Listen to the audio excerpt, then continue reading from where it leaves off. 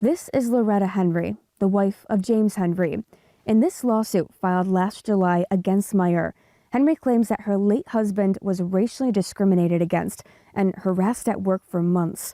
Among the allegations in the suit is a claim that he was asked to come onto a work truck with this noose hanging from the rear view mirror, among other things. Meijer is denying that he was severely harassed or discriminated against.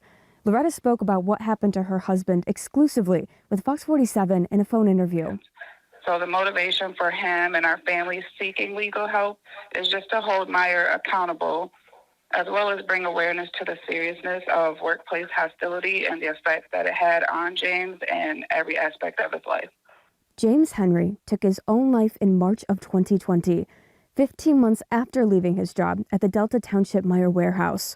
According to these court documents, the discrimination and harassment started in April of 2017, when Henry was promoted within Meijer. The promotion came with training. During that apprenticeship, these documents say that the people assigned to train Henry severely harassed him. For me, I had noticed a breakdown in the bubbly demeanor of James. The lawsuit says Henry told a supervisor in June of 2017, quote, that he was harassed because of his race, that his trainers refused to properly train him, and that he did not want to be discriminated against and get kicked out of the apprenticeship program. The lawsuit claims Henry's supervisor told him all mechanics act like that, and he needed to, quote, grow a pair of nuts. It says Meijer did not investigate. So when he revealed to me what was happening and what was being said, I felt a sense of sadness for him because I didn't know how to help him. The suit alleges that about a month later, Henry was asked to go on the back of a work truck, where he saw a noose hanging from the rear view mirror. Henry took this picture of the noose. Documents say he was, quote, paralyzed by fear, and didn't immediately report this incident to his supervisors because Meijer had, quote, summarily dismissed his prior complaint. He often felt like he was a joke for speaking up about how he felt harassed and discriminated against, and that he had become a target for doing so.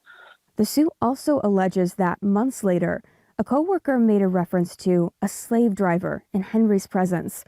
The lawsuit argues that as a result of this treatment, Henry started suffering from epilepsy triggered by the stress and anxiety of these incidents. He began to have seizures often. He would be more distant and short with family and friends, and genuinely just began to dread going to work. In October 2018, after returning from a 5-month medical leave, the lawsuit alleges the retaliation started again while he was assigned to work alone in the cold storage hanging up netting. A month later, Henry submitted a second formal discrimination complaint to his supervisor.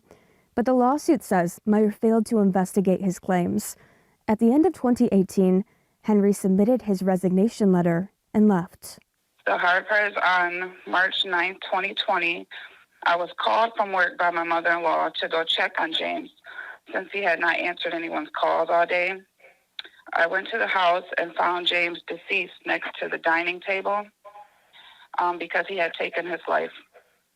He was surrounded by Bibles and a journal which contained the entries of the issues that he had endured at Meijer warehouse. Fox 47 reached out to Meijer multiple times, and they declined an interview. However, in these court documents, the company denies that Henry was subject to, quote, severe racial discrimination and harassment, denied that he was told to grow a pair of nuts, denied that he reported that his seizures were stress-induced, and denied that he complained of the race discrimination in 2017.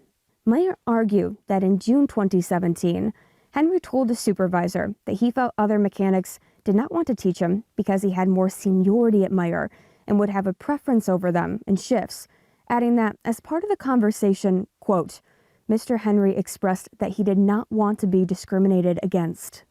Meijer says Henry did not complain of race discrimination until November 2018, after he had been involved in a disagreement with a coworker who complained that Henry had not properly cleaned up his work area and that Meijer promptly investigated his complaints.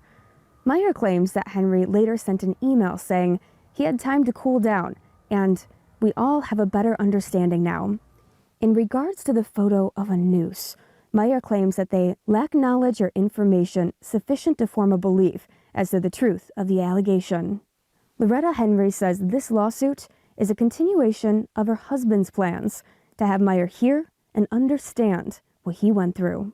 You may never know the impact of your words or your actions or lack thereof that may have on someone until it's possibly just too late. And for my family, unfortunately, it's too late.